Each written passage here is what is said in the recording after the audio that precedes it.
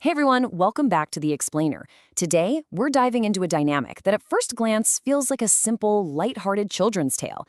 But if you look under the hood, it's actually a surprisingly high-stakes negotiation between an opportunistic fisherman and his incredibly tiny catch. We're going to break down this story, simply titled Clever Fish, and figure out exactly how sheer wit can completely overpower physical strength when your life is literally on the line. So how exactly does one tiny, seemingly helpless fish completely outsmarts a grown, opportunistic fisherman?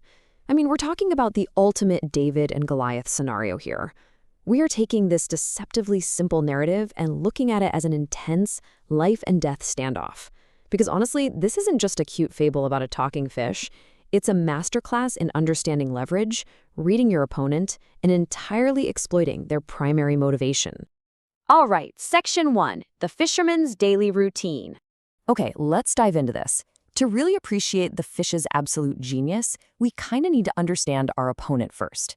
Our setting is just a normal river, but our fisherman, he is driven by a very powerful motivation. He's not out there for sport. He wants to make, as our source text perfectly phrases it, some good money. And he's got this super predictable step-by-step strategy to get it. Step 1, he throws his net into the river. Step 2, he just sits and waits for the fish to gather. And Step 3, the ultimate goal, sell a massive haul of fish in the market for that good money. It's a volume game for this guy. He expects a huge catch, and he's quite literally banking his entire livelihood on it. Moving on to Section 2, the tiny little catch. So the dramatic tension really starts to build here. The fisherman is waiting and waiting by the riverbank, and finally, he feels a pull. He starts dragging the net out of the water, and his expectations are just absolutely soaring. He fully believes he just secured a massive haul that's going to make him rich. But actually, scratch that. This is where we hit a truly hilarious quirk in our source transcript. Instead of describing a giant thrashing catch, the auto-translated text notes that he hooked relevant basil in the net.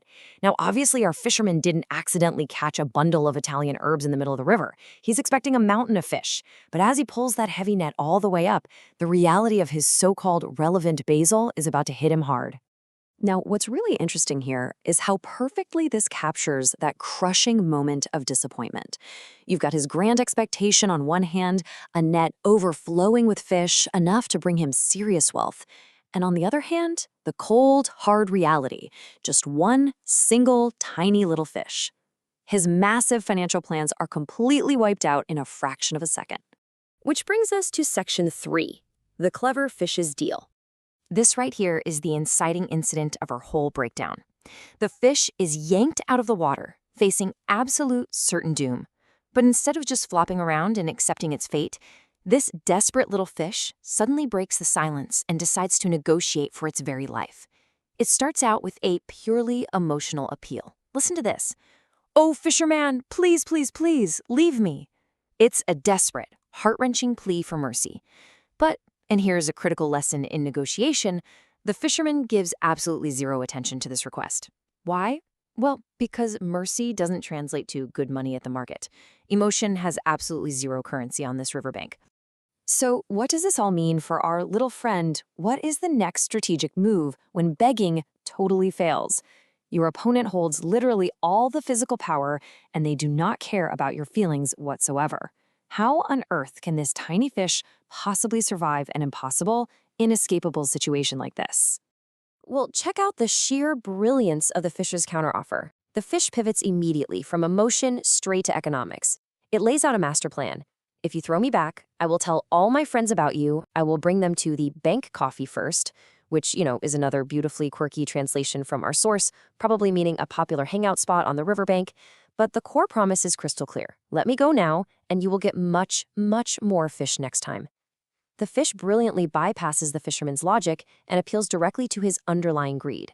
And this brilliantly illustrates the exact internal monologue playing out in the fisherman's head in that moment. He is weighing his options.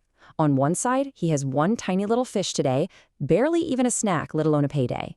On the other side, the massive promise of a lot of fish tomorrow. The text literally notes him saying to himself, "Wow, that is not bad." The fish successfully shifts the fisherman's focus from his immediate, incredibly disappointing reality to a massive, totally hypothetical future payout. All right, Section 4, the great escape.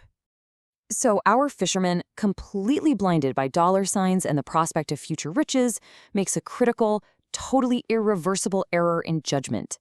Based entirely on a fabricated promise from a creature he was literally just about to eat, he takes the bait. He tosses the tiny fish back into the water. And the immediate aftermath? It's as clean as it gets. The tiny little fish swam happily into the river, never to come back.